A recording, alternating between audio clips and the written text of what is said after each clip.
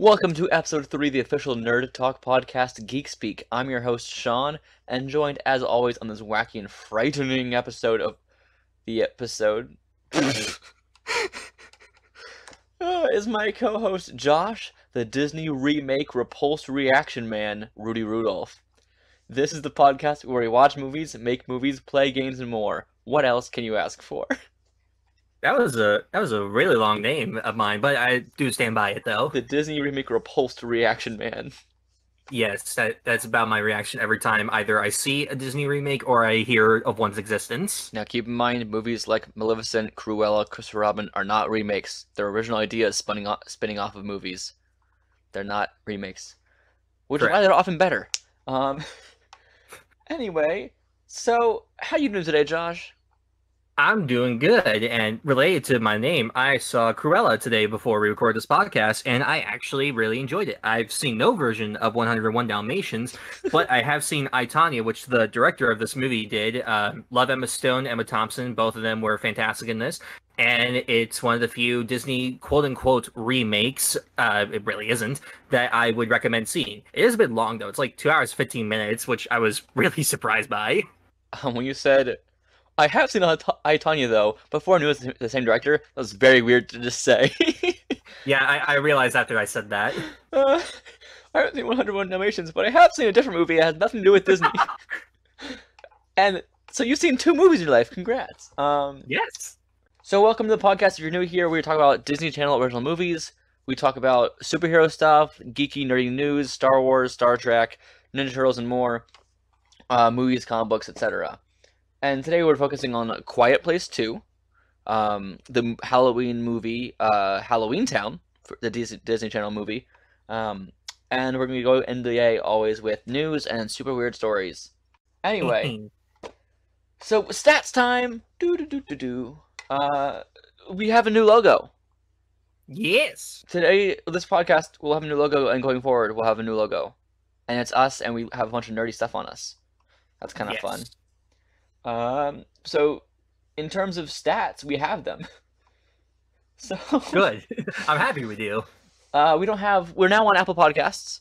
That's one thing. Yee.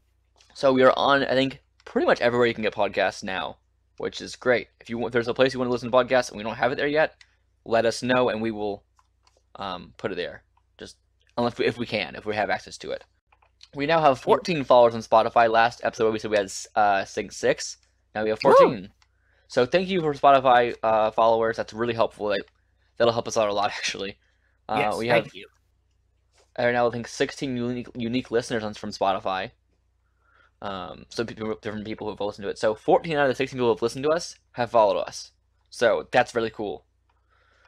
21 people, though, have hit play on the podcast on Spotify. Hey, that's the way you start the podcast, and it's good that they hit the play button. But I mean, we have less people who actually kept listening for 60 seconds or more.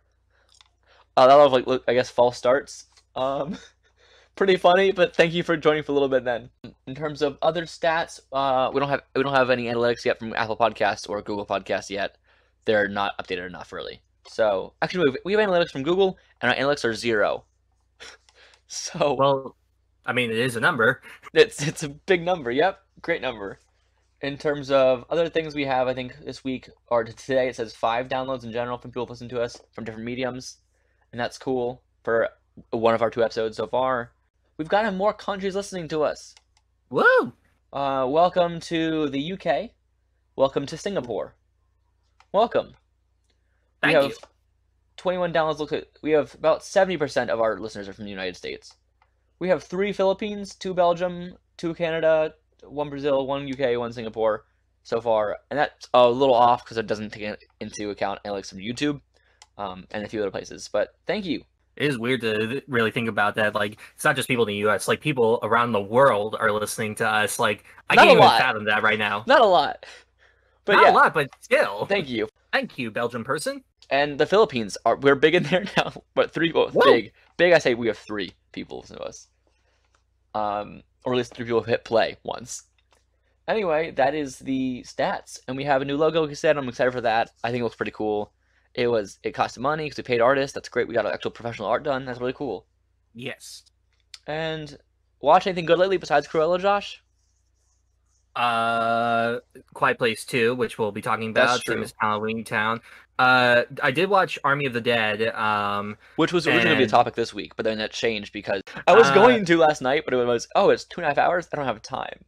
it is long, but I would say it is fun. The first time I watched it, I kept the cinephile part of my brain on, and I really did not care for it. But then on rewatch, I turned it off. I was just like, you know what, this is actually pretty fun. I enjoyed it. Nice. Although I will say Snyder's cinematography, because he was the DP of this film, he used a lot of shallow focus, and if for people that don't understand what that means, that's like where it's only focused on like the character and everything else is blurred out in the background, and like he uses it a lot, not just in close-ups but in also like wide shots. So sometimes it could be annoying, but like it gives it its own unique feel and style, so there is that. I had some similar notes like that on the Quiet Place too. We'll get to, but for me, about a week and a half ago, I wanted to talk about it last podcast, but I didn't get a chance to, and that was I watched Kong Skull Island recently-ish.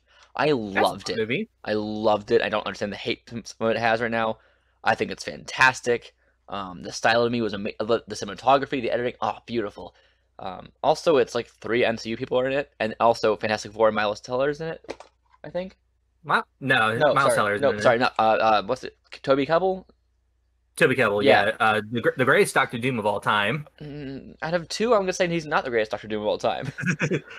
He is a great actor though. He was he did the performance mocap for what's his name? In Apes movies. Yeah. It starts with a K. I can't think of it. Anyway, he's good in it. Yeah, he's a great actor. Fantastic Four was not good for anyone. And that was the movie. We'll eventually get to that probably at some point in this podcast. But not today. So the DCOM, the Disney Channel original movie of this week. So for those who do not know, we watch one every week, going through all of them through history, and like from '97 through now. And this week we watch Halloweentown. I know it should have been a Halloween special. We're gonna do that for the sequels now. We're gonna watch them all around Halloween and do that as one, like a few weeks around there. I think that'll be a better way to do that one. Yeah, and probably similarly, there's 3 of them. Yeah, and probably similarly with Christmas things. It'll be better to do it that way. So first things first, the plot. Josh, explain some of this plot. So this movie centers on some kids. One is, I think, a 13-year-old girl. One's a dweeby little brother that reminded me way too much of myself at his age. Then younger sister, the mom's like, Halloween is bad. Don't go outside. Don't go doing these things. You'll never understand because I'm not going to explain to you yet. Kids are like, but then grandma comes to visit. She's got candy. She's got a Mary Poppins bag that just never ends. And then they find out, oh, grandma's a witch. That's pretty neat. They follow her on this cool bus to take them to a place called Halloweentown, where like all sorts of manners of monsters and creatures and other things live. But some darkness, bad thing is threatening to, I think, destroy. I'm honestly not really clear on that. Overall, that's the gist. Yeah. We have 3 heroes? We're gonna call them that for now. 3 kids. One's like, I don't know, 5. How's the little girl? Sophie? She's like, I think like 5. She's small. Anyway. She's a small child. And then there's the dad's not in the picture. They don't really, did they ever explain that? The dad's not there. I think he just might be dead. It's the typical Disney like dead parent syndrome. Cool. Awesome. Love it. Grandma's witchy. And then they go to Magic Land. They go to Disney World. Yes. I mean, it looks like it would be like a Disney theme park. It looks like a theme park. It looks more like a theme park than a movie at that point. Yeah. And first off, I want to say some fun things that happened in this movie. At the beginning, first off, no one would ever say, let's skip this house. The beginning, there were 2 kids who were looking at it like, hey, want to go to this one? Nah, let's go to a different one. You could at least knock on and try first. Yeah, like if I always on Halloween, like if the house had lights, I would go to check to see if there was candy, or at least like the idiot people that would just leave the bowl and say, take one, please. Like no one ever listened to that. But yeah, that was a weird line. You could have had a kid go up and knock and then no one answer and walk away. And like, guess I'm not here. Like, you'd have at least a better dumb line. Also, the line from the girl, I'm 13 and practically a grown-up. I'm like, that's an actual thing people say. And that was funny, but like, it hurt to hear. I'm like, shush, girl, shush. Yeah, like the whole time I was just like, man, was I really this dumb as a kid? Man, I really sympathize with the parents. This is showing my age, and I'm only 21. Yeah. Anyway, the nerdy kids do not dress like that in life No, or speak like that. no. There's a line he says later on. I'll get to it soon, but it's just, it was so stupid. Anyway, I'm gonna say honestly, I trust moms in situations like this because they generally probably just know more and care. Yeah, Like at the beginning, like this mom saying Halloween's not a good time for us in this house. I'm like, okay, I believe her because no mom would say that. I feel like, with their dad mysteriously gone and they're if this girl knows she's having weird things like deja vu all the time, weird things happening to her, and her mom's like, "Don't go out on Halloween. There's creepy things happening." I might be like, why? I might trust that a little bit. I guess she's 13, must be a kid. Like as a viewer, I'm like instantly, yeah, the parents probably right. it's just it's always the mentality of kids at that age. It's just like, the parents don't understand. And it's just like, but the parents were at that age. They do understand your mentality. It's just they're older, they're wiser. I guess quote unquote wiser. Some they are. have more experience. Or not all parents are great. Yeah, no. But yeah, this mom seems like obviously to know like what she's talking about, and like just stupid kids listen to her. Here's a great quote. There are things about vegetables that you don't understand. I love the sass on the kid, the 13-year-old. There are things about vegetables you don't understand. Like that was just so many weird lines that were said, but with this strong sass. Yeah, Marnie, I think her name was. Yeah, Marnie. Yeah. Also the line, "Trees are important too, you know." Loved it. Celebrate Arbor Day. That kid was great, but like the whole time I was just like, this was me at his age. I was just like this super cynical person. I was just like, like world's stupid. It's just like, this is all hallucination. Yes, and just like all that is just like, God, that was me at his age. I understand trying to rationalize a situation like that. That's easier to do because like if you don't know the movie, the kid, nerdier little brother, and when he was in Halloweentown, was thinking, this isn't real. This isn't real. Which honestly, that makes a lot of sense. But I also feel like as a child, you might believe everything you're seeing in that kind of world. Yeah. But who knows? I'm not that kid. I also wrote, this already seems like it will be the best of the three when I was watching it. That we've seen so far. Well, it's four of them because there's this one, the second one, Halloweentown High, and then Return to Halloweentown. Best of the three we've seen so far, DCOMs wise. Yeah, it easily is the best one. That being said, I was more engaged with You Lucky Dog still. Dogman, amazing character. Yeah, Dogman's great. There were parts in this that were just boring to me, though. I'm gonna get to that. I want to say the line, "I really want that cookie," and it just flew to her, made me really jealous because I want to be able to do that. Yeah. If there's one thing I can complain about is that the formatting of this on Disney Plus was really irritates me. I'm a big proprietor of proper formatting of movies, and clearly this was made like in the 4:3 like box format, but they just zoomed it in to fill it full screen. So it's just like all the characters like close-up shots, like it's like so close to their face when that's clearly not how it was shot, and it irks me every time companies do that to movies. It's like, it's widescreen, make it full screen. Doesn't matter. It's like, no, it does matter. It was also definitely fuzzier. Yeah.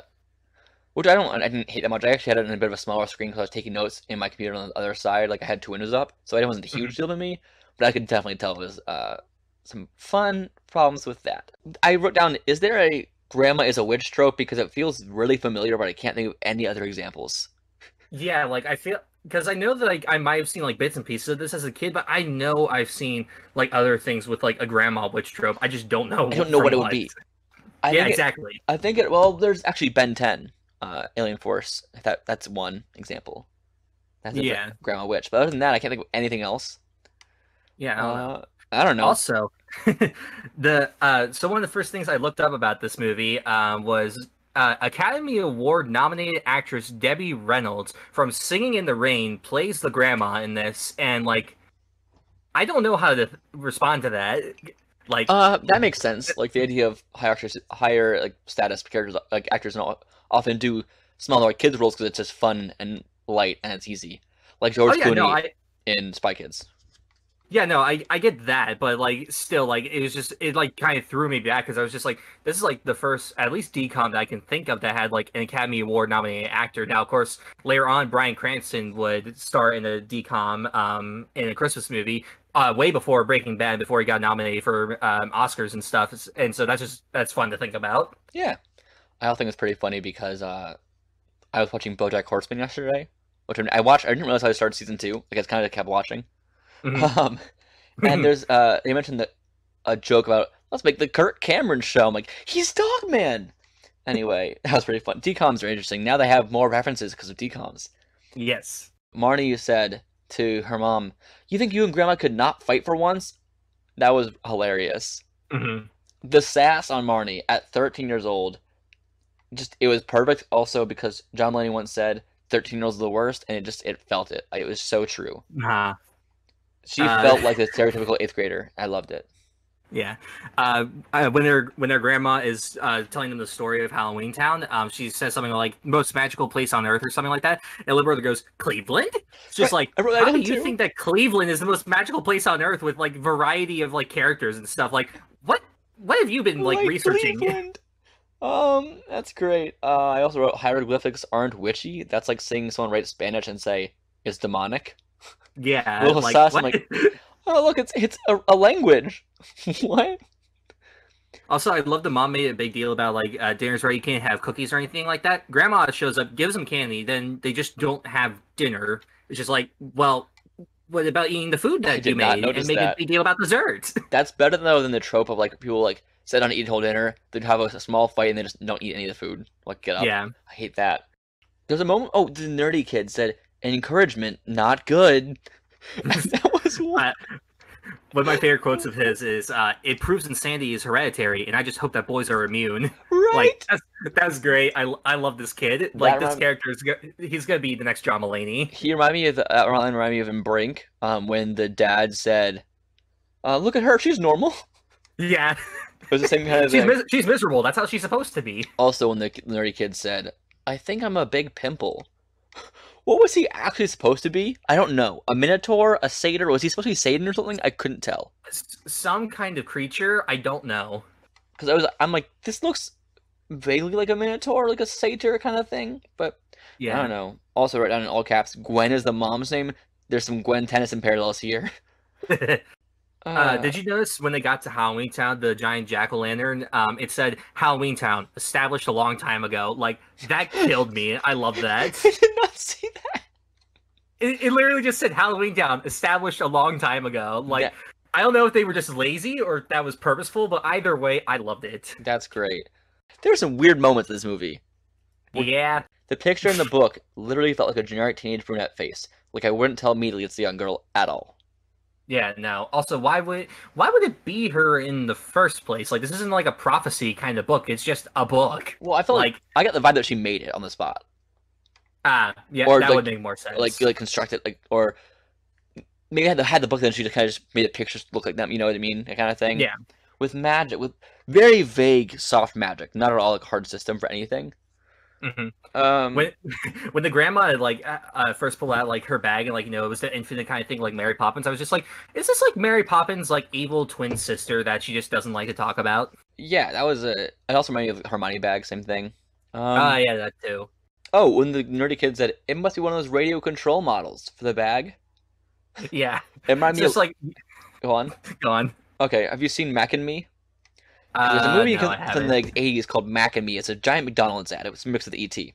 And basically, there's a line that's like about a teddy bear moving. It's like, oh, it's like one of those microchip ones. What? I love Lord. when kids try and see random jargon make something make sense. That's great. Yeah. How did they sneak onto the bus? That did not make sense. It was a moving Yeah, bus I they think just walked on. It was the back of the bus, and I think it was before like it started moving. Because at first I thought they had just like gone in like through like the normal door, and like the bus driver just like didn't care. But then like they're like right behind like the grandma in the back, so then I was just like, oh, it's the back of the bus. You Right, could have shown that a bit better. I get that, but it's moving. You just open the door. It's also a locked door usually. Yeah, or it's either locked or it would have an alarm on it. But this was the late '90s, and safety was not really a priority then. I laughed so hard at the line, "the headless shelter." Yeah. I loved that. I love puns, but like that's a really good dumb pun. Yeah. Like honestly, like this like the writing and stuff like is not that bad. I think that if like Disney had actually given us like an actual like full film like budget and like Right? send to theaters, like it would be pretty decent. Like it's not bad, but like I think like with a bigger budget you can get like better effects, better sets and things like that and be able to go do these crazy things that the movie wants to do but can't really do a whole lot. And like it'd be like as talked about as like Hocus Pocus is. Right. When Sophie showed up in Halloweentown with them, like the little girl, those who don't see the movie, there's like again 3 kids. The little one, the 5-year-old, the nerdy boy, and 13-year-old sassy girl. When the little girl showed up in Halloweentown, like after the 2 other ones did, nerdy boy said, "Careful, she could be a mirage." How did that make any sense? Like, also, it is a hallucination or like a trick. Mirage specifically, like caused from heat exhaustion. You're not in the desert. You were on a studio backlot. Also, Sophie saying she followed them was not enough of an explanation. I needed more from that. No. Uh, She said like, "Oh, I was pretending to sleep," but also like, you know, like they were waiting by the bus stop for like a good solid few minutes. Like, what were you doing? I want to see a whole movie just her just traveling. Like, be great. Yeah, because how'd she sneak on the bus without them noticing? Because they were at the very back of the bus, like right next to the door. So Well, like, how'd they not see her? She's Was mad. she just dangling from the bus while it was flying through the Yes, sky? Toy Story style. Also the cab said psychic cab. What does that mean? Because it's a skeleton that drives it, but he doesn't like read their mind or tell them their fortune or anything like that. So what's the point? Also the little girl said, "Are you cooking chowder, Grandma? I like chowder." What was that line? Oh, before they get into her house, because it's locked. Like there's a big gate and it's locked. The brother just goes out, touches the lock, says, "Well, it's locked. Okay, time to go home," and just walks away. Like I love that. That was great. He was so he's a trope, like, obviously like the nerdy like shy trope of a lot of kids characters. And I was fine. He didn't have any lines that didn't feel like it came from a computer. Yeah. But honestly, like it worked for me because I remember being like that at that age, and like him and like his sister, the sassy sisters, like their relationship, like it did feel like it was like a real brother sister kind of relationship. Then there's Sophie, or as the American there's Soapy, and that was also not a weird. not a good joke. No, but Sophie did not belong in this family. She is so weird and random. Also, the line, "That's what I get for trying to use instant." When the grandma's cooking the recipe for the magic staff. If you're in this movie, we're sounding like nonsense right now. There's a point in this movie where a grandma is trying to cook. Hold on. She has a magic staff with a ball in it. And to get it to work, she said, "I'm just going to fill it up and hope that light goes on." All right. I need more information, please. Then she makes a brew. She sticks it in her magic witch microwave with buttons that says bubble, bubble, toil, and trouble. Yeah, and really I love that. Which, if there's 2 seconds called bubble, not a great microwave. But she made this brew for it, like this potion thing. And she said it didn't work. She's like, "That's what I get from trying to use it instant." Ugh. And like I'm like, half an hour and I can tell I would already love this movie as a kid. Like if I watched it then. Also, I wrote down right around then, like half an hour, and when we first saw the mayor is sus. Oh yeah, easily. And like it's not that well. Right away. Also, one of my favorite gags was when the kids like leave to go to Halloweentown, their mom's just like watching infomercials. And then like, you know, we cut back to her, like it's probably been like a few hours. She's still watching the infomercials. Like, is there no good programming on Halloween night? Like, what are you doing? Well, she probably is trying to avoid all the Halloween stuff on her TV. But still, there's like news and other boring things you could watch. Why the infomercials? I think from a production standpoint, the idea behind that would be just, let's put on something that isn't Halloween related, that would be on TV, and not use an actual TV show because that's copyright effort and news the same way. Also, I wrote, once again, I love the extras in this, because extras are always hilarious to watch in any like low budget movie. Yeah. Always watch extras. And the broom salesman specifically. What was that? His costume? Was it an Elvis impression? His entire outfit was, I want it. It's so dumb. Like, if I could go for I love obscure Halloween costumes. So if we went as the broom salesman from Halloween, that would be the most obscure. I love it. Also, the Dark Shadow Man reminded me of Palpatine mixed with the villain from Scooby-Doo 2. Mm-hmm. Was like, "People of Coolsville, Yeah. Behold, I have a weird chrome mask and spiky hair. Ah! It was very much that ambiance of Scooby-Doo 2, Monsters Unleashed villain, who, plot twist, isn't the dude. Wow. That's a movie we need to talk about. I love those movies. They're so weird. Yeah, it was also vague powers. Yeah, like that, and that's probably one of the biggest problems. Is it's like his powers are very vague, and then like his motivations are also like vague to basically non-existent. Because just like, what exactly is he doing? Like, I didn't understand. At one point, I thought it was like trapping the members of Halloweentown, but why would you want to trap? Nothing made sense with this character. Yeah, the threat did not feel real at all. I didn't get any sense of danger or even like time, like it had to be done now. Yeah, they were kind of walking around, wandering around, like, what is happening? Yeah, like yeah. And to prove that point more, there's a line at the ground that says, as she's like freezing, she says, "Go! It's just an evil spell that freezes us." That is an exact quote. Go, go! It's just an evil spell that freezes us. What was that? I have right before this scene, I forgot I wrote this quote down. This is from the like little girl. She says, "Grandma's going somewhere with the wiener dude." What? I did not catch that. I got it. I don't remember why it was said, but it was just like this like dorky kid that was said like, "I'm the big cheese around here." So I don't know where the girl got the wiener dude from, but it's really funny for all the wrong reasons. The middle section of the movie where the kids just wandering around Halloweentown seeing the weird animal people was pretty boring. Yeah, I was just like, is this the furry section of the movie? Like, what's happening here? And when they saw like Ghost Man, I don't even know why they needed a ghost. It was not clear to me what needed to happen. Yeah, and he also talked about like Hades. It's just like, okay, what exactly is so hell exists in this world now? This just makes things way more confusing. Yeah, but the Ghost Man, which is a large man painted white with low opacity. Yeah, it was great. Was the main. It's like, let's just paint this. Hey Brian, want to get painted? Sure. It was just like, what? I like the skeleton, like the way it was formed, like production wise. The skeleton car man, the cool, like the folding the emotions in the bones. Didn't make sense, but it was fun. Yeah, also, like the effects of that were pretty decent. But right off that back, there's a normal dog sitting in Halloweentown with no owner, just a dog chilling. And it felt the most out of place thing in the entire movie of, "Hey, look, it's dog. Go get it, Bone." What? There's a moment in this movie where the dog, to get the grip of this, the skeleton man's evil in the cab. They're trying to get the kids, and to get free. The little girl Sophie sees the dog just sitting down, like, "Look, go get the bone," and that frees the nerdy boy from the skeleton. I don't understand that scene at all, because why was there a dog there? What happened? What was the motivation behind any of the things that happened? There's no motivations in the movie, none. No, it's just fun to look at and fun. It's a theme park. This is what Scorsese meant. It's not cinema. It's a theme park ride. Yeah, I'm sorry. I also realized that the girl in the book at the beginning was probably meant to be actually an older version of Sophie instead, because she's more magical. That is true. Like, I hope that in one of the sequels, it's just like the two sisters fighting about, like, you know, like who gets to be the witch of the family. That's not a thing, but like that just seems more entertaining to me. I also wrote down later on. I called it Mayor was sus, and that's important to me. I was right. Yeah, like when the whole final thing is happening, and like, you know, she's trying to like use the staff with the ball to defeat him. I just wrote, at least they're not using the power of friendship to make it work. But then, like, you know, the whole family comes together and just starts humming to defeat the bad guy, and that works.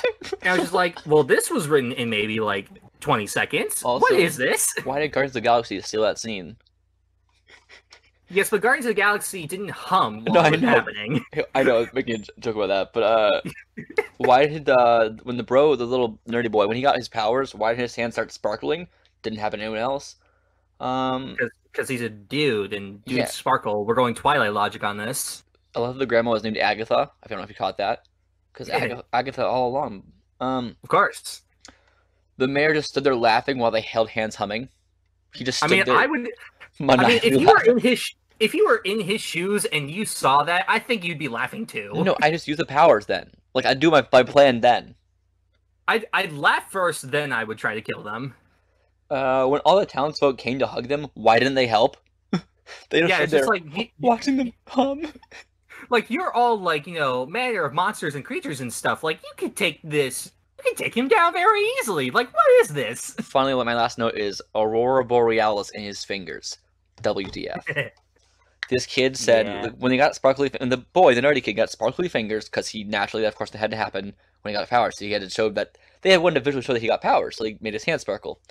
And when he got his magic, he said, "It must be the static electricity, or Aurora Borealis." I read in my book. What? It's in the sky, sir. It's in the poles too. I think it was the most fun one to. No. I think it was the highest quality one to watch. The most fun one is still probably You Lucky Dog to me. Yeah, because that's my thinking. Because just like they did a pretty good job with this one, but as you said, like it gets very boring around the middle. Then the end is just kind of nonsense, but not in the good way. Like Brink is just like your very stereotypical like don't sell out, bro kind of movie. Then You Lucky Dog is just I don't know what it is, but it's amazing. The other two movies we watched before had more of a plot. Yeah, this kind of just meandered around, showing us their fun set. And that's great. Like that if that's what we want to do, that's awesome. I enjoyed the movie overall. I think it was for what it was, I think it did a good job.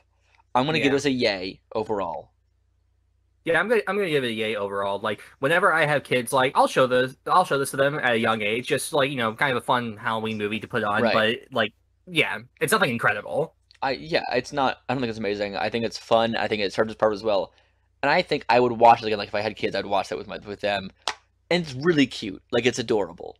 Mm-hmm. There's no malice in this. There's no real threat or evil or anything. Yeah, no. But it's one that I can watch again in the future at some point. I probably wouldn't watch You Lucky Dog or Break again. I'd probably watch this sooner than I would watch those again.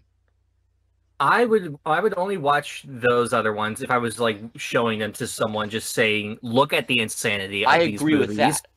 But I'm saying, in terms of chances of me watching this again, this is probably higher up on that list because of just in life. I might watch this again because of if I have a kid or something like that. I don't know if I'm going to show You Lucky Dog or bring to my kids if I ever have kids because there's nothing to it really. Yeah, this is just cute, and they'll love if you ever have children, they will love these characters. I don't know if the kids would like the kids in Brink, or they like the kids or the characters in Lucky Dog, because the characters in Lucky Dog aren't relatable or interesting. I think they'd be frightened by You Lucky Dog, seeing just Dog Man just like go crazy. It's just like, "Mommy, I'm scared." It's like, yes, little Timmy, you should be scared. Now, on the note of frightening, horrifying, scary things, we are now half an hour into the podcast, and we are starting our main segment of A Quiet Place Part Dos. Do you want me to start on this? I'm being very quiet. It's a quiet place. Is this the ASMR time? No. First off, A Quiet Place Part 2, yay or nay overall? High yay for me. Hi yay! Hiya! Yeah, that's a yay. I'm gonna watch that again soon. Very, very soon. Yeah. I think we both loved it. Simple as that. Yeah. Easily. Do we want to like do like non-spoilers first and get into which is spoilers? Very hard to do because it's hard to not. You can't talk about this one without talking about spoiling like stuff that happened in the first one. Yes. This will in the non-spoilers for this, it will have spoilers for A Quiet Place Part 1. So there's timestamps always in the description of these episodes, so you can skip ahead to different parts you want to see. So you can skip ahead to the news segment after this point. If you haven't seen the movie yet, come back and watch this or listen to this after you've seen the movie.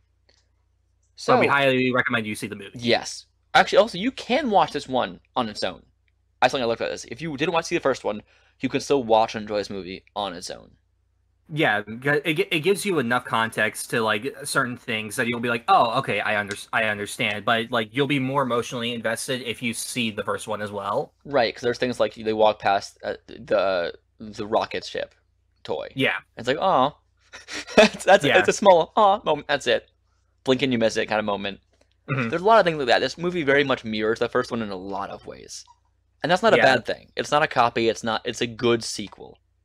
Yeah, and that's what I was really worried about, because like when the first one came out, it was a huge hit. Paramount wanted John Krasinski to make a sequel, but he was just like, I'm not really sure. I don't want this to be like, a big franchise kind of thing. If I'm going to make a sequel, I want to do it with a good idea. So they actually let him come up with a good idea. They didn't just say, no, you're not going to do it. We're just going to hire someone else to make something. They actually gave him time, and he he was the sole writer of this movie, and he did a really good job. And I thought his idea for a sequel was actually a great way to continue the story. Also, really, really proves his writing chops, because in the first movie, he had a draft of a script first, then he rewrote a lot of it.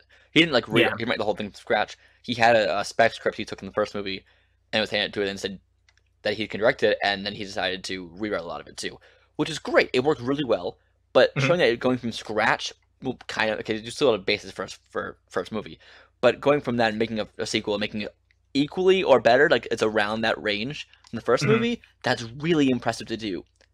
Yeah, especially he's not a writer really. Like he's not like, I mean, he is now, but he wasn't really a writer or director before this. He had directed 2 other movies before this. I think they were both kind of rom-coms. Right. As for writing, I'm not sure what else he wrote. I think probably he wrote a movie with Matt. Probably. I'm looking it up now. No, we're gonna go with it. We're gonna go with it. Moving forward. No, wait, I found it. His first movie he directed, he had written the screenplay, and then there's another movie before A Quiet Place called Promised Land that he wrote with Matt Damon, of all people. Have not seen the movie, don't know, but I think that this movie really shows how, not just how good of a writer he is, but how good of a director he is. Yeah, it's great. On directing note, there's a few things I loved, a few things I didn't like so much. On directing, like style wise and like editing wise and stuff, but that's not like doesn't destroy the movie in any way. I don't know where to begin. It's non-spoilery. Great performances. Oh, easily. Every single person in this movie was fantastic. Just, they're so good. I love this movie. I want to say that the deaf actress who played the young deaf girl killed this role. Oh, she is amazing in this. Like, everyone was great in the first one. Like, this is like, it showed how great these children really are in this movie. Yeah. Yeah, Millicent Simmons was the daughter, and then Noah Jupe was the son. And Noah's been in a lot of big Hollywood movies. He's been in Wonder, Ford vs. Ferrari, and probably still my favorite role of his, Honey Boy, where he plays a young Shia LaBeouf. But that was everyone him? in this movie is great. great. I see it now. Him. Yep, now you see it. Okay, yep, great actor already. But anyway, this movie is great. I'm trying to think of what else I can say non-spoilery. There's more we can say. They do a good job with the aliens. Yeah. They make them. It's not just relying on what we saw at the end of the last movie. There's more to it. Yeah. They make what happened with some of the characters, the first one who aren't around anymore. They make what happened to that worth it, I guess is the way we put it. Because I think a big part of this film is the kids coming into their own, and because the son from the first movie, he's been terrified of going out in the real world for obvious reasons, and to see him grow throughout this was great to see. And then the daughter as well, just to see her arc from the first one through this one especially was really awesome. I loved it. I love they showed the nail again on the step. Yeah, that scene. Give me more anxiety. Oh, when we get into spoilers, also continuity. I think you know that one thing. Yeah, but continuity-wise, they do a great job with the bandages still on the fact that the house is burning. There's a lot of great things that are like, oh yeah, that happened. Yeah, they remind you of things without telling you. They just show you things that oh yep, never forgot about that. Yeah, then you can see the silo with the giant hole in it. It's great. I think we have to get into spoilers pretty fast because it's gonna get really hard. Yeah. So if you have not seen the movie yet, you can leave this point and come back when you've seen it, or go to another timestamp and watch the news part. Yeah. Okay. Oh my god, I loved it. Oh my god, it was so good. So good. But first off, Cillian freaking Murphy, the actor who plays Emmett in this, is amazing. He had one scene where he was kind of just mumbling. I didn't remember what he said at one point. But he was so good in this. Oh, there's something I meant to say in the non-spoilers. That it's in spoiler territory now. Too late. Too late. I'm saying it now. So, I watched this movie with half of my head clogged. Okay, hold on. So I was at the beach that day and the river before. I had water in my ear, so my left ear I could only partially hear out of, and it was on and off pain and on and off ringing in my left ear while I was watching the movie. So when it was dead silent, when we were in the deaf perspective, I had a slight ringing, tinnitus in my ear, and that was really weird. I think it kind of enhanced my viewing of this movie a little bit. Uh-huh. Because Yeah. I felt at a disadvantage at some points. Like, wait, I didn't hear that right. What's happening? I'm like, that's cool. I mean, it sucks, but like that was really cool. Yeah. Like, also my ears are fine now. I got like with the doctor, everything is fine. But that was like really interesting. First off, they showed day one, which is amazing. I love that. That was great. I told you before, I didn't want a sequel. I wanted to see day 1 through day 89. Because the first movie starts on day 90. I really wanted to see the first 89 days. We didn't really get that, but we got day 1, and it was cool. Yeah, I think showing day 1, I thought that was great. I love seeing it, and I also loved that like they didn't know, like, you know, it was sound or anything, but like when like Lee and his daughter, they're like ducking in like this like restaurant with a bunch of other people, and like he's shushing people. It's more just kind of like out of necessity, just like, you know, don't let them hear you, because like they don't know that it's sound. It's just like shut up, or they're gonna hear that we're in here, and then like, you know, shit hits the fan. But like, you know, it's still a great scene. I also absolutely love that. Obviously, you should shush. Like, why were they talking? Yeah. Calling them? That was so dumb. Yeah. I get calling your mom. That one I get. But like past that point, once they're off the phone, stop. Yeah. Or like the guy that was like quietly praying to himself, and That's then like Roger. They called him Raj. Yeah. I don't know. Yeah, he was great. I have a small problem that they fell into a racist trope I didn't like for horror movies. The black guy dying. Always. There were 3 times. Yep. I noticed it right away that there were 2 like young teenagers-ish in the first, and like there's Lee's in a cafe, no, pharmacy, something like that. He's ducked in a place with a lot of people. Right, and the side there's away from him there are 2 black characters, and they're the first ones to die. First characters who have lines or say something or have a name. Because there's obviously death like scattered like characters. But, like the first people we actually see who speak something and have a slight meaning that you're trying to get attached to. I say trying to get attached to very loosely. Like the first people who talk and who die are 2 black characters, and that's dumb. And then, of course, there's the black cop we see who also was in Hamilton. He played Hercules. He played Hercules Mulligan in Hamilton. Whoa, that's cool. In the original cast, yeah. The black cop also immediately died. I'm like, okay, awesome. And then, near the end of the movie, it happened again. The first black character we attached to in this new place also died. And it was just, what? Why? And that was so baffling to me. Like, why did that happen? I do not think that it was intentional, but no. But it happened, and it's just like, oh, well, crap. And if you're aware of the trope, you noticed it immediately. I noticed it immediately, especially when the guy died at the end. I was just like, dang it, they really fell for that trope. 3 times. Anyway, overall though, great film. I had a problem with the same scene of not the exact same scene in that pharmacy when he's talking to Roger, who's like working the pharmacy, Lee. During day 1, he's talking to Roger, and they have a weird rack focus, which is when, if you don't know about filmmaking, it's when you shift the focus from the things closer to the camera to things behind the far away from the camera, or back and forth to change what the audience is supposed to be having their perspective with. And they hold on Roger. These are Roger or Lee. There's one in front, one in behind. They hold on one of them way too long before they flip, and it really bothered me. It's like our focus should be shifting at this point, and it's the thing I'm looking at now is blurry. Fix that, please. And that was my one real gripe with the editing and cinematography and anything. That's about it. That. So if I only have one technical issue with the film, that's not a big problem. Yeah, I didn't really notice that. I'll probably notice it now on my second viewing. But there's one thing that this movie, like the first one, did really well, is the use of Chekhov's gun. And what that is, for people that don't know, it's when a filmmaker makes obvious of something that right now doesn't really have much importance, but later on it will. There are a lot of instances of that here in this movie, and it is done really well. Like when Emmett asks Reagan at the baseball game what the sign is for diving, and then later on in a scene where they're on a pier, he signals to her the sign for dive. Wait, I thought she said die at the beginning. No. Dive. I was so DIVE. So when he did the sign later, I'm like, when did he learn that? He learned that at the baseball game at the beginning because one of the players didn't dive for the base, so he asked her what the sign was for that. That's And then great. yeah, yep. Okay, I didn't pick that up because I didn't.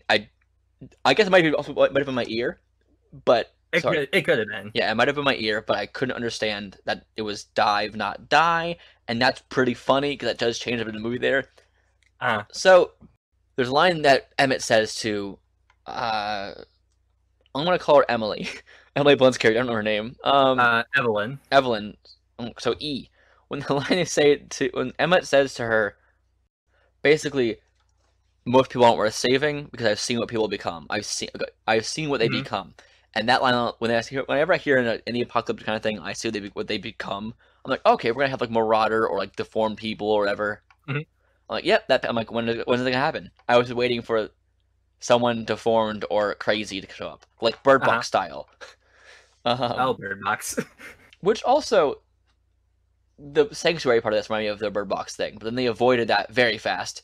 Yeah, which honestly like kind of made me happy. But it's again like it really helps build on this world because like you don't really think about that because like you think of like in the moment, but like there's got to be like tons of like islands and stuff out there where this stuff has like not affected them at all. So it's like they're either like oblivious to it or they know what it's happening, but they're safe, so they're fine. And to actually like see that, I was just like, that's pretty cool. So on the note I just said, and then on the note you just said, first off about the Marauders, there are a group of people who are gone kind of mad, and I don't even think they got mad. I think they're just protecting their own. I think that's literally all it is. I think they're protecting their own, but like from the way that they looked, I think there's some kind of like thing that's happening to them, and if like it could be like they've gone like cannibalistic because of, like a lack of being able to like hunt and things like that.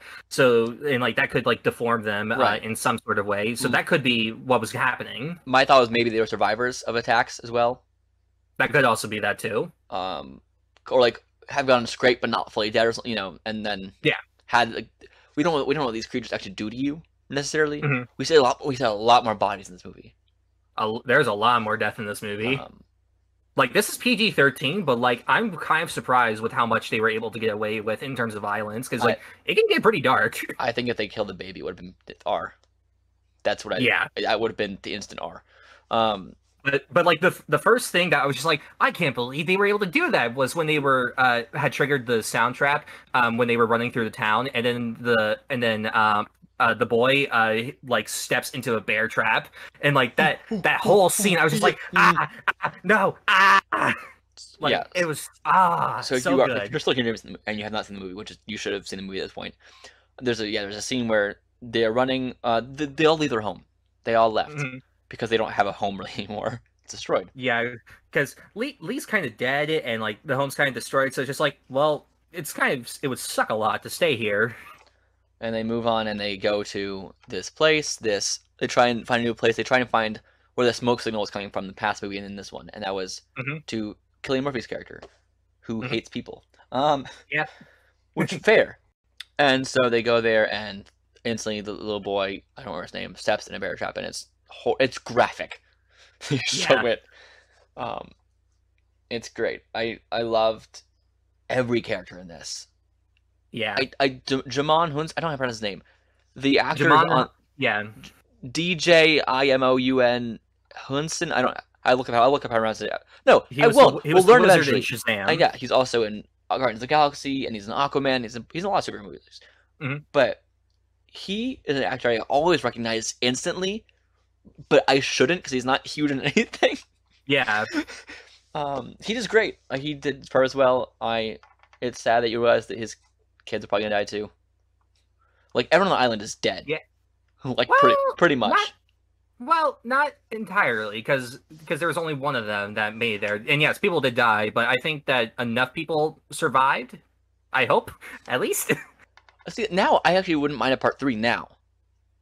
Yeah, because at first I was skeptical of part 2, but now I'm like, okay, you can continue this.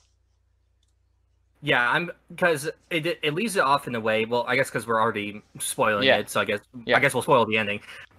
There's kind of like this like the Last of Us kind of vibe between Cillian Murphy's character and Millicent's character of just kind of like getting to the island to find this signal of because there could be survivors. And in the first movie, Millicent was able to figure out through her what's the Hearing thing? I aid? can't think of the name. Hearing aid, yes. Her dad had created a hearing aid to try to help her hear, but it didn't work. But it did send off a signal to kill that can weaken and kill the monsters.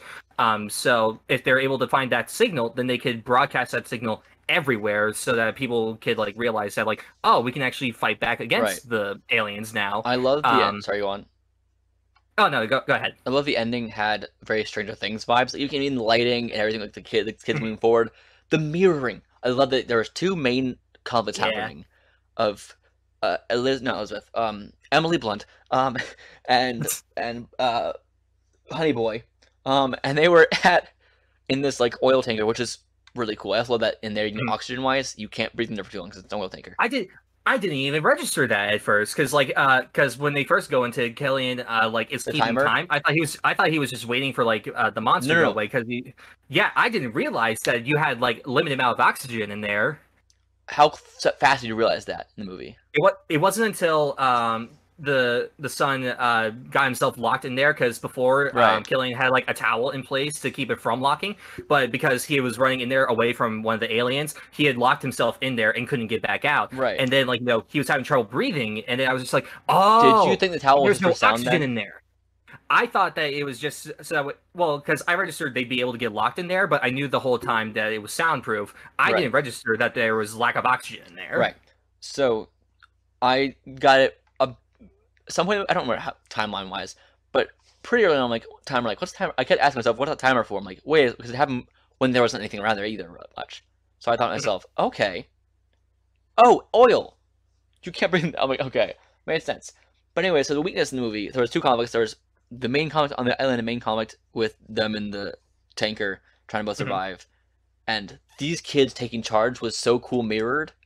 I loved it. I loved it. The slicing of the head versus the gunshot was so perfect. Everyone's great. Just watch this movie. I mean, you probably have your listening right now.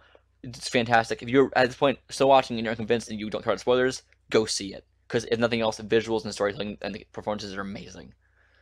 Like if you're someone that like doesn't really like horror movies, these films are ones that I would highly recommend you check out because it's more about the family and the relationships and how they evolve through this horrible situation that they find themselves in, and just their will to survive. But if you like horror, it's still great. Oh yeah, easily. Like the tension in these films is so good. It's so much better than like 95% of horror movies that have come out, and I still stand by that. Then it just drove a boat. Yeah. Which is terrifying. It didn't drive a boat. No, but I know. It paddled probably and stuff. Like that was. It must have already like been inside of the boat or something. Yeah. That we just didn't see. It was cool, clever. For timeline wise, we have to stop talking about this because we can talk forever. Great movie. Please watch it. Like highly recommend. If you haven't, see it you've all seen it in theaters. Please. You've all seen it. If you're fully vaccinated, you feel safe, go see it in theater. If you don't feel safe, watch it when it comes out, and you can. Safety first. Okay, so next up we have also yay across the board yay. Yes. Yeah. Hi yay. Hi yay. I think now if you have a super high yay, it has to be hi-ya. Hi-ya. Next up for news, of course, news time. Knives Out 2 casting, Josh. Yay! More! Joining an already packed cast, we have Kate Hudson joining, who I looked it up. I've seen in one thing ever, and that was the movie Clear History, and I don't remember anything about her in it, or the character. I don't think I've seen her or anything, but I have heard she's a good actress, so I'll give it a yay. I'll still give it but no, we still have to give it a nay because it's a Netflix movie. Yep. Anyway, moving on. Cool, more actors and actresses. Love it. Join it. That's awesome. Yes. Next up, we have from Collider and on many other sources, DC is making an animated Injustice movie. And they said, so you can finally watch an evil Superman movie. We've gotten that. We've gotten it not just in movies, but we've gotten it in multiple shows now. We've gotten Brightburn and The Boys and Omni-Man and Invincible, and we've gotten it in BVS? Snyder Cut? It's not new anymore. I don't want this movie anymore. Like, I don't care anymore. Like, I still do. I'm giving this a nay because we've already seen it. We've gotten teases of the idea in cinemas with the Snyder cut. So like you could just finish what that is and make it injustice, but that's not gonna happen. Yeah, and I think the biggest problem with not just the Evil Superman, but making it an animated movie, like it's based on a video game, which is already animated. So it's just like, what exactly are you going to be able to do with this? If this was live action, that would be a different story. But because it's going to be realistically like an hour 20 to an hour and a half animated movie, you're also going to have to highly condense the story of the game down. So I don't know what it's going to be like, but there is a part of me that is excited. But I do have to agree with you. I'm going to give it a nay, just because like we've seen Evil Superman so much, and just like the other reasons I listed. Our next, so nay. Next thing on the news is something we actually kind of called last time. Alan Scott official casting. Jeremy Irvine, who was in Mamma Mia 2, as young, I think Sam, who we said was rumored in talks. That news came up while we were on the podcast last week. Yes. And we talked about it and said in talks, and now he's been confirmed as being cast as Alan Scott, aka the original Green Lantern in comics, who's also in comics now gay. So, and they're casting him as, I think, a gay character. I'm pretty sure. I think that's what they've said, yeah. Or at least that's how it's being reported. Yeah, and that's cool. I'm fine with that. Also, I don't know how it's going to play. It might be like he'll dance with a man, like Will Fu did, and that's about it. You never know how it's going to be. Or like in Cruella with the one fashion designer that acts gay but never says that he's gay, or like goes out with a man or does anything like that. Again, this is Disney's like 7th time for their quote unquote first gay character, and it's all the same. So it's just like, do better. I know last week I gave it a yay because Mamma Mia 2 is fun, but I'm giving it a nay now because Alan Scott I think should be older. I'm gonna give it an indifferent yay because good casting. I'd like Mamma Mia 2. But I'm right. I'm fine with the casting as an actor, I think, but as a character standpoint, the character is usually an older character. Yeah. I think 50s-ish, and that's because he's meant as a mentor. He got his ring from magic, I think Chinese magic, which is not. Anyway, so overall, I'm gonna give that a nay because character design. I don't know this world. I don't know how they're gonna do these characters yet. It might be a flashback. I don't care. So because I don't know the world enough yet for this show on HBO Max, or it's HBO Max, I think, right? HBO. Yeah. Because the casting's so good, I'll give it a yay. Whatever. Next up is news from MGM Buyout with Josh. Okay, so like last week with the big merger with Warner Media and Discovery, Amazon has just bought a mega film studio, MGM. They bought them for $8.45 billion, which means that Amazon will now have access to more than 4,000 movies and 17,000 TV shows. I don't know if that's an actual TV show numbers or if that's episodes, but that's still a lot. With this, it's kind of hilarious at the irony of it all, because back in late 2020, MGM was trying to get studios to buy the newest James Bond movie, No Time to Die. They wanted something close to $1 billion, but no studio was going to pay that much for it. And the fact that they're selling their own company for not a huge amount more than that one movie really kind of shows just what their company really can do now. Because back in the day, when film studios had started, they were one of the biggest ones of all time. But now lately, most of their movies that they do, they don't actually distribute them themselves. They just produce them. The Creed films, they produce those. The Hobbit movies, they don't really do a lot. The only big movies they've done have been the James Bond movies. They did I think the Addams Family remake, but that didn't do well. The Florence Pugh movie, Fighting with My Family, that wasn't big either. And the Hustle, that Anne Hathaway movie, any movie that they've done that isn't James Bond has been kind of a big bomb. So this kind of low number doesn't really surprise me. And MGM buying out Amazon buying out MGM. First off, that MGM was, I think, originally one of the big 7 studios. Yeah, they were. Which is insane to me that Amazon bought them out. Ugh, Jeff Bezos. But Amazon, this would normally be big enough news to be the whole segment for the main topic. But then Quiet Place 2 happened, and we care more about that. Also, this news, I don't honestly care that much about it, because it's just oh, yay, more Amazon. I don't know. In this article, it says that Amazon, compared to MGM, what article? What source? On on CNN. Gotcha. They said that back in 2017 when Amazon bought Whole Foods, they paid $14 billion for that. They paid more for a grocery company than a film studio. That's sad. Insane. One of the big seven, the big seven were originally like 7 major studios when it started. And anyway, that's crazy. Next up is also from Josh's news palette of Uncharted had got a picture released of the movie, and it looks like just 2 guys standing in a room. Okay, so this is gonna be my tangent time about this movie.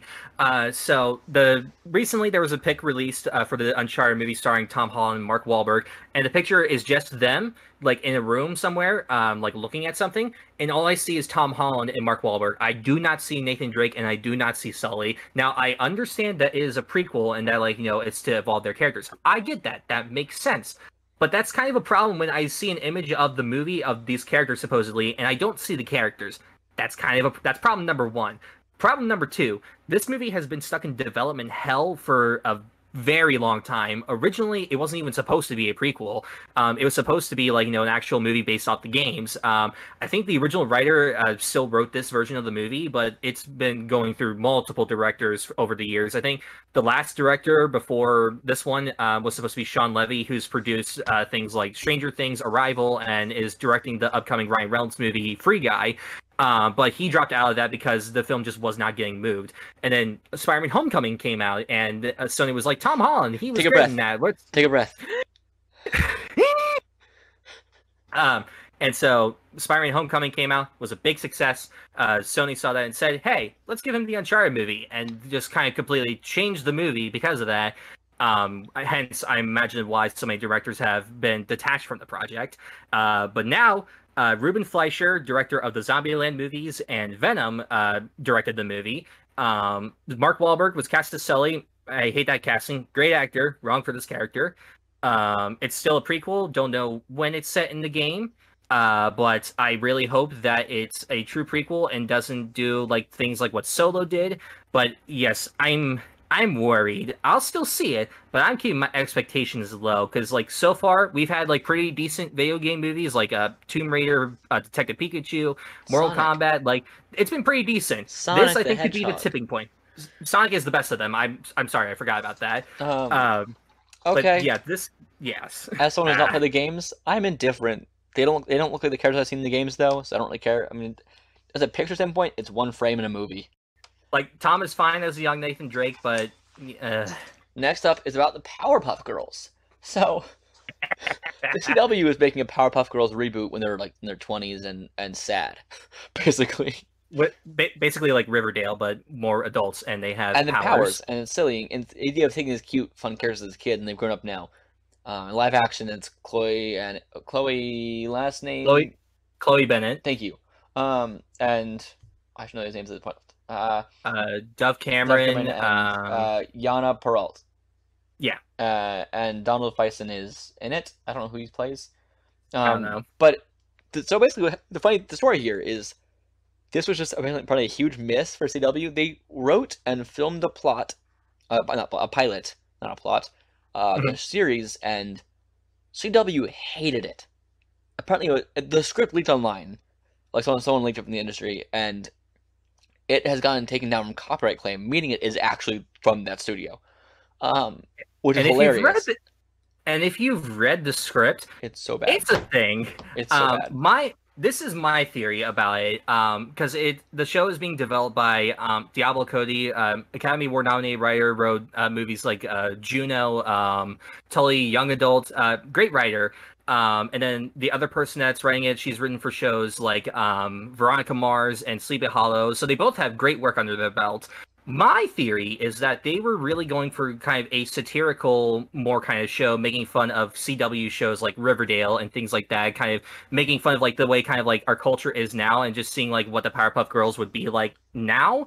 But again, not to be taken seriously, to be taken and it's oh, this is all ridiculous about it all. But whoever directed it, I don't know who did. They might have taken it the wrong way, or the script just could be terrible. Reading it just how it is, without any context to anything, it's not that good. They changed Mojo Jojo to being, first off, a human scientist, and then the villain is his son. Yes. And he's a monkey. I think there before like the pilot script got leaked, people were theorizing that like one of the Powerpuff Girls was going to have a relationship with Mojo Jojo's son, and I was just like, they're not going to do that. Then I thought for 2 seconds, I realized Riverdale's on there. I'm like, oh god, they're going to do that, aren't they? Remember, we are the Flash.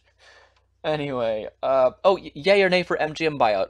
Nay, hard nay. Nay, hard nay. Amazon's the worst. And for Uncharted pick, Nay.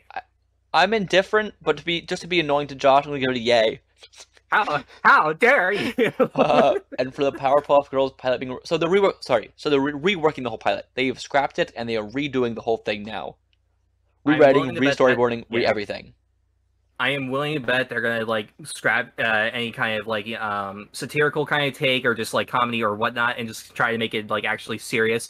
And with CW, that could go either way. So we won't know until we see it. But if this one's also bad, they'll probably just cancel it entirely. When it comes which I think would be a shit. When it comes out, we should watch a few episodes of the Powerpuff Girls beforehand, and then watch the pilot for the podcast. Yes. Yes. All right. Yay or nay on this news? I'm gonna give it a yay that's being reworked. Yeah, I'm gonna give it a yay. And as yay well. Because I think what I've read is pretty hilarious of the original script. I mean, yes, I like laughing. It's not funny for the right reasons No. though, or it could be. Who knows? It depends on your taste. Next up is actually about J.J. Abrams again. Of course, again. What? J.J. Abrams. So he said that Star Wars should have had a plan, which sounds like an Onion article. Yeah, with this, I don't know how to feel about this because like you think back to like the original trilogy, there really wasn't no plan. Yeah, there was no plan, and here there didn't need to be because like 7 started one place, 8 continued it, and then 9 happened. That being said, it was still one vision the whole time. It was still Lucas doing 3 movies, not necessarily directing, but having the say in all 3. Yeah. And then the sequel trilogy, like, you know, the first 2, like, it seemed very natural, and then the third one was just kind of trying to appease everyone and get the status quo back to normal, like we said last week. It didn't need a plan. It just needed more time. Right. The first one, episode 7, was basically, oh, it's too familiar. Episode 8 was, oh, it's too different. Episode 9 is, what do you want then? Yeah, just like we can't do either or. You hate us both if we do both. Like, what do you want from us? Next up, we're getting more into some Marvel news. We have 3 Marvel news things here. Eternals trailer dropped. Yes. Hold on, J.J. Abrams. Nay, because you're dumb. We knew that. Yeah, like we knew there needed to be some vision. Anyway. Yeah. It's not enough for an article. That's a dumb thing for a bunch of articles we're saying. It's like, that's not news. It's just like, okay. Yeah. Yay or nay for that? I'll just give it a nay, because like it's like you could have a plan, but you also couldn't. It just like time is a key factor and just figuring it all out. And like clearly with 9, they just did not have the time. I'm gonna give the Eternals trailer. Also, you're gonna hate me. I'm giving the trailer a nay right now. I'll have to watch it. I'm gonna have to watch it a few more times because I just don't care right now a lot. I'm trying to get invested in these characters more, but like. Because the MCU is so established at this point, bringing in a whole new, I guess, giant intellect team was like, we're so powerful, but we didn't want to interfere. What? Yeah. It felt wrong, and it's the excuse that I feel they're gonna do with mutants too. And it's like we want to stay out of the shadows. Like you need a better explanation than that now. I can understand that, but also like this is a story that takes place. The director said over like 7,000 years, so clearly there's a lot that will be explored. But the director of the Eternals, Chloe Zhao, who just won multiple Oscars for her film Nomadland, directed the Eternals, and just from that alone, like I am really excited. Nomadland was amazing. The and I visuals can't wait to are see what she beautiful. does with. Oh my god, yes! Like, because she's even said like they try to use like natural like lighting and shooting like real outdoors like as much as possible, and like you can really tell the difference. Obviously, like there's sometimes like where they'll use effects to enhance certain things, but like there's a clear difference. I liked the character, like the actors in this a lot. They're all like I haven't seen all of them and everything, but like the casting overall, it looks pretty great. It looks beautiful. Chef's kiss. The costumes to me are not colorful enough right now. Because these characters are really colorful. They're like, also that's why I think the X-Men should also be really colorful too, because these are really colorful characters. And you can do colorful characters, so they wish they did a little more of that, but I don't have a lot of complaints. I'm very neutral right now. I'm leaning towards Nate because I want to be less neutral. That's what all it is. Because the MCU at this point I love so much, I want to be a little more hyped when I see a trailer. That's all it is. I get that. And it told me, was it a teaser? Was it? I think it was more of a teaser. Was it labeled a teaser or was it labeled a trailer? Because that changes things. Give me one moment. Either way, I want a little bit more. I knew nothing, and I know that's normally a good thing, but I want to know a little bit something to care about anyone here. Yeah, I get that. It was kind of like with the Shang-Chi trailer, but like for that, like I still didn't I don't really know the characters, but like the way the trailer is and just just how awesome it is, like that's the best way I can explain it. Like was just like it gets me hyped despite like not knowing much. Yeah. Here, this it's kind of going for more of like an epic kind of like drama kind of feel, so it's a bit more difficult to get hyped for that. I love that. And it's labeled as a teaser. Okay, cool. That makes sense. I love that the Shang-Chi trailer does not look like an MCU film either. Anyway, next up, yay, you said yay? Cool. Yeah, I'm gonna give it a yay. Again, my nay is hesitant. I'm pretty indifferent right now. I want to have me more hooked with this. That's it. Mm-hmm. The Okoye spinoff show is the thing that's going to happen. I did hear about that. Denai Gurira to reprise Okoye in Black Panther: Wakanda Forever and Disney Plus Origin spinoff series. If the Origin spinoff series is of the Dora Milaje in general, but not just Okoye, I think I'm more interested. Yeah, but I don't think it could be that, because if she's starring in it, then it couldn't be an origin story about them, because like they existed before her. So right. I'm thinking what it is that it's the Wakanda show that Ryan Coogler is developing. It could be that, because it's not really confirmed yet exactly. Oh, it is? It's nope. You're scrap what I just said. So I'm thinking that it is like Ryan Coogler's Wakanda show that he's developing, and she'll be the lead of that, which I'm excited for. I'm excited for everything Marvel, but Ryan Coogler is fantastic in everything that he's done, so I'm excited. I'll watch everything, but my excitement goes in, and it's about like just her character to me just seems very strict. We are fighting for our nation right now. Mm-hmm. I don't have a lot of her character besides that yet. There's not like a lot with her yet. She seems very passionate, very driven. I love her qualities as a character, but I want to see a little more of who she is if you were making a show about her, which I guess I would explore. So that's a yay. I like MCU. I like Black Panther. I like Wakanda. So yay. Same. Next up is the most confusing news of all of this, and it's about Quicksilver, sort of. Yeah. It's about Kick-Ass, sort of. Aaron Taylor Johnson, who played the MCU, the Marvel Cinematic Universe's version of Quicksilver in Avengers: Age of Ultron. He also was Kick-Ass in Kick-Ass, and he's in Godzilla, a bunch of huge roles.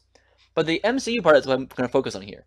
So he is in talks, not in talks, he is confirmed now to play in Sony's film, Kraven the Hunter.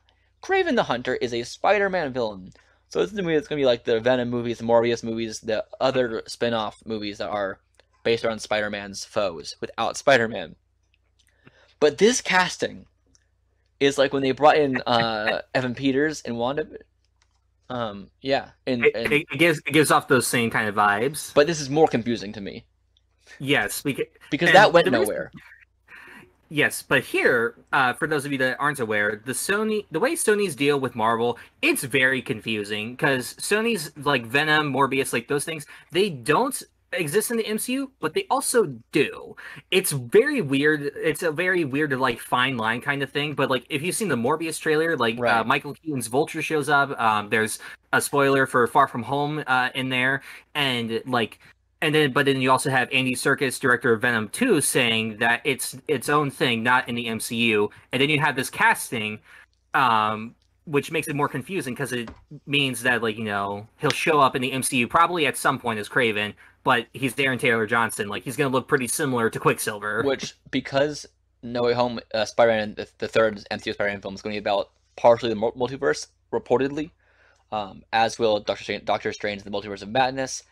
What I think is going to happen is Wanda's going to see this version and be very confused of Kraven. Yeah. But making Kraven at all related to Wanda Maximoff, like, not like related, but like having them have like any kind of connection, is a weird choice to put at this character. I don't think that's their intention, because as No, we I know with know, Sony, but Sony doesn't usually think when it comes to these movies. but I mean, like, as we've seen. if they're going to connect it, and Feige will definitely gonna have one to see him, Oh yeah, which means it's a very weird character for to use Kraven as that stand-in, at the same face. yeah, it's weird. Unless like he's gonna look like completely different, like will like have like a full like thick beard, like long hair, like make him look visibly different. Like, But like if he just looks the same, that's gonna be a it problem. doesn't matter for like, the characters like Josh Brolin's Cable versus Thanos if they both come to the if Deadpool comes in the MCU, that doesn't matter because he's so different as Thanos looking versus Cable. Yeah, like, or they're different characters. Yeah, or like Gemma Chan. She was in Captain Marvel, and now she's the main character in the Eternals. Right. But like in Captain Marvel, she was an alien. Like she looks visibly different than how she does in the Eternals. But this casting, so Kraven the Hunter, if you don't know where, he's a hunter who's travels around the world trying to find the biggest hunt. He eventually sees Spider-Man as his. It's just pride and ego. He's like, I want to hunt Spider-Man to say I've defeated the hardest creature to hunt. That's his whole motivation, is he just wants to kill Spider-Man to say I've done the best hunt. I've gotten the best, and that's like how a lot of hunters are with the idea of getting the biggest game. That's the idea. Yeah. And I thought Kraven would work well in a Venom movie of replacing that with that. Yeah. That would make sense to me, but this is different. I guess in this movie, if you include Tom Hardy's Venom in it, it could make sense. But right now, what are you going to do with Kraven without Spider-Man? Like, that character doesn't really work on his own. Because he's just a hunter. Yeah. He's like, I'm going to find some animals, rah. But he, like, maybe they'll throw in like aliens or something, I don't know. But he needs something big and monstrous to try and hunt. Also, we don't want to root for him. Like, yeah, like he's not a character you're supposed to root for. Even like Kraven's Last Hunt, like which kind of explores more of his psyche, like it's still not a story like where you're supposed to sympathize with him. He's not a compelling, like, he's not a good person at all inside. Like, if you say in the Venom movie Venom's complicated or anti-hero, Kraven can't really be an anti-hero because his whole thing is he just kills animals. Yeah, it's kind of hard to make a bit sympathetic.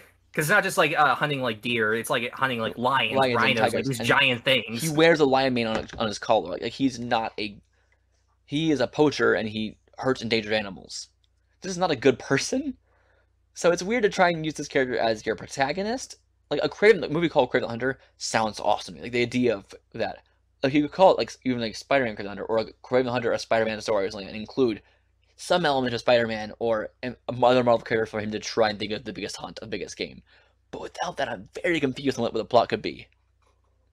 Yeah, this is just kind of like my biggest problem with Sony doing their own movies at all. Like, because at first Spider-Man was never going to be in them, and so it's just like, well, why are you making all these movies without Spider-Man? Because he's kind of a key player in all their stories in some way, and to not have that, it's a very weird thing to do. But now he sort of is, but he's still not. It's a weird thing. I'm giving this whole thing an A. Aaron Taylor-Johnson, great actor, and I think he could be a good choice, but the whole thing is just an A for me. But he's also not great at accents, so I'm concerned about that. We saw in Age of Ultron. I think this time like we'll get a better accent. It's Sony. Who knows? Yeah, I'm gonna give it an A, but I'm open. I'm curious though because the opportunities it leads to the multiverse is confusing. Yes. I don't want some of these characters to join the MCU necessarily, but I also want to see Venom versus Spider-Man. But I want to see a different Venom. I want to see Venom that's actually like connected to Spider-Man's past and has a symbiote. Yeah. Because the Tom Hardy's Venom to me is not really Venom because Venom's entire purpose comes from Spider-Man's personality first. Yeah. Anyway, this is a whole mess with Sony, which we'll eventually talk about probably more in depth later on. But this is Aaron Taylor-Johnson, great actor, cool Quicksilver, and it kind of defeats any hope of him coming back as Quicksilver ever again. Yeah. That's the thing I'm most disappointed about is because with multiverse stuff, I'm like, maybe we'll get him back as Pietro. Mm-hmm. That'd be great, but that kind of nope. Yeah. I thought it might happen with all the interdimensional travel coming forward, but no. Yeah. And so, ending with superheroes, we're going to go into superheroes now. And today's super weird story is about a character again, like last week, because Josh seemed to like that one, and I thought it was pretty funny last time. Here's a quote. Ready for it? Yes. One murder will not conceal another. That is the tagline for this character, apparently. I thought you were going to say this is this character's catchphrase. It might be. I don't know. There's not a lot of information about this character. So this character debuted in 1944. All right? Mm-hmm. They are called Dr. Vampire. Okay, Mr. 5-year-old writer. Well, the funny part about that is he hunts vampires. He's not one. He's not a vampire. He just hates them. So it's confusing because if you're fighting Nazis, you wouldn't call yourself Dr. Nazi. Yeah, that makes so many implications you don't want on your shoulders. Yeah, Dr. Vampire is a dumb name already. His outfit, ready for it? Mm-hmm. Remember the last time the other guy was in a purple suit and it was like a leotard, like a skin-tight spandex suit? Yeah. This guy is in a blue suit, but it's not leotard. It's actually like a blue suit and tie. He wears white shoes, like a blue suit and tie, like Dick Tracy style. Blue fedora. Okay. And a magenta cape. This is. I don't even know. He doesn't have a mask. There's no mask for this character. Of course. He's got a stick. Just like a stick, just like a branch from a tree. It looks like a sword. That's not a sword. It's just one one long wooden rod. Probably it's like a stake, because vampires to kill him. But it's very long. Is it like a walking cane size? He holds it upright, so it's like a sword, but it's the one long wooden pointy rod. And that's how he goes about his business. Now, it's unclear if this character is actually hunting vampires or hunting bloodthirsty people. And the weirdest part about this character is no one knows who created him. Alright. That's baffling to me. They know who published it. It was published by Harry A. Chesler Publishing. For Skyrocket Comics #1. But there's no author. What? There's no author and no one knows who created the character. It's just one day the comic just appeared mysteriously in an alleyway. There are no records of who created this character. That is crazy. So no writer, no illustrator, no nothing. I have not found, but it says created by unknown. And in my book, I have a book and an article. Both say the book says created by who knows ? And the article says created by unknown. People do not know who created this character. And that, for a character called Dr. Vampire, feels fitting.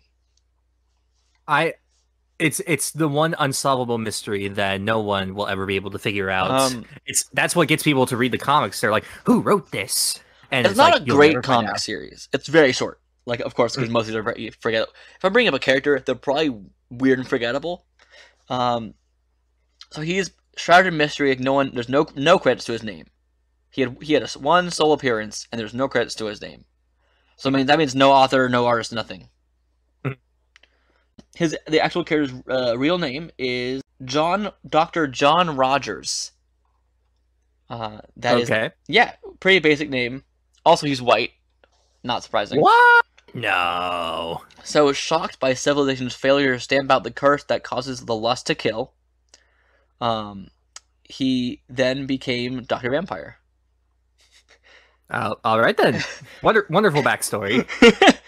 Batman, eat your heart out. Armed with a heavy pointed wooden stick, the pseudonym Dr. Vampire, a doctor of what? No one knows either. Takes the night to wipe out the vampire menace. So, it's not clear if in this world there's no for sure vampires even existing in his world. So this man is just delusional. Potentially. He thinks vampires are real. They might not be. He thinks he's a doctor. We don't know what his medical degree actually is, if he even exists. And his one and only comic he has one adventure he's ever done. That's it. So his one adventure. This guy's just a guy with a stick. In his one adventure, he takes on a scene of a grisly vampire murder. So Doc's one and only adventure takes him to the scene of a grisly vampire murders committed at a Red Barn Playhouse, which is in the middle of nowhere, yet it is depicted as especially popular with Tucks and Tails crowd. And that's a fun phrase. And the 40s were a time. Yeah. As an investigator, because apparently he's an investigator too, naturally, Dr. Vampire leaves a lot to be desired as a character. He wanders about the barn, coming face to face with a slobbering vampire without seeming to recognize his fang-filled mouth for what it is. So he sees a vampire, doesn't recognize it's a vampire. That's for his... Really what he does. Yeah, for his one thing he does is hunt vampires. He doesn't know one when he sees one. That's like Blade saying that, like, you know, I hunt vampires for a living, but he just goes around just punching random people and, like, not actually killing any vampires. Like, dude, do better. Yeah, it's weird. He doesn't... And maybe it isn't even vampires that he is really hunting. It's so unclear. But I just think this character is fascinating. Basically, it's more racial profiling than anything else. For kind of Romani people. Because the book says the G slur for referencing what he's looking for. That's not great. But also, what happened in his major scene is he found a woman who was bitten by a man thirsty for blood. But it's really unclear if it's a vampire or some crazy guy. It's never explained. This man just seems like a delusional man with a wooden stick. And that is my favorite part of the story. Actually, my favorite part of the story is that we don't know who created the character. Yeah. So, in this one-off issue, in 1944, we got an issue of a guy called Dr. Vampire who hunts maybe vampires, but he does not recognize them. And when the one time he finds one, it might not even be one. That's his whole story. He's an investigator, but he may also be a doctor. And he goes by doctor, but he may not be a doctor. It doesn't make sense. What do you think? Yeah, this was weird and like nonsense, but it's fun to just learn about these mysterious characters that appear for like an issue or two, and then they're never heard from again. Yeah, it was also the funny thing is it was Skyrocket Comics #1, so we're starting something with this and never went anywhere. I'm sure Skyrocket Comics continued, but this character didn't. I don't know. The idea of vampire hunters are always still kind of fascinating. Like Blade exists. Morbius both is and isn't one. He is a vampire. It's complicated with that character, but this isn't a field that you can. This is a kind of character that you can keep going on with for a long time if you wanted to. But if they went with the route of he's delusional, just hunting people who are drinking blood, that'd be more fascinating. Like, why are people just drinking blood? I want to learn more about that. If that's the case. Yeah. That is it for this podcast. We had to talk about A Quiet Place Part 2. We talked about Halloweentown and Dr. Vampire. This is kind of a horror-themed podcast this week. Yes. Completely unintentional. Not intentional, but it worked. It worked. And I like the news week too. It's all fascinating and stuff. And thank you all so much for listening. If you want to have any comments, questions, concerns, or want to have a shout out, then please email us at nerdtalkproductionsyt@gmail.com or tweet at us at nerdtalk_prod, and you can with the hashtag GeekSpeakPod, and you can get on the podcast in some way. You can get your note or your information or your question asked and answered. That'd be great. Also, please leave reviews, 5-star reviews on Apple and Google Podcasts and Audible and all the places you listen to podcasts. Leave reviews, follow us, please. Help us tell your friends. Yeah. Yee. Josh, where can they find you? The social medias, Instagram, J_Rudy16, Twitter, J_Rudy28, YouTube, Josh Rudolph. And yeah, go watch everything that I've done, or don't. I don't know. I don't want to scare you away. That's completely fair. Same here. You can find me at, I run the Nerd Talk social medias, so you can find me there. But also at Twitter at The Theater Nerd, and yeah, you can find us here. So thank you all for listening. Please check back again next week. So far we're uploading mostly on Sundays, so that's might change, but who knows. Thank you. Bye.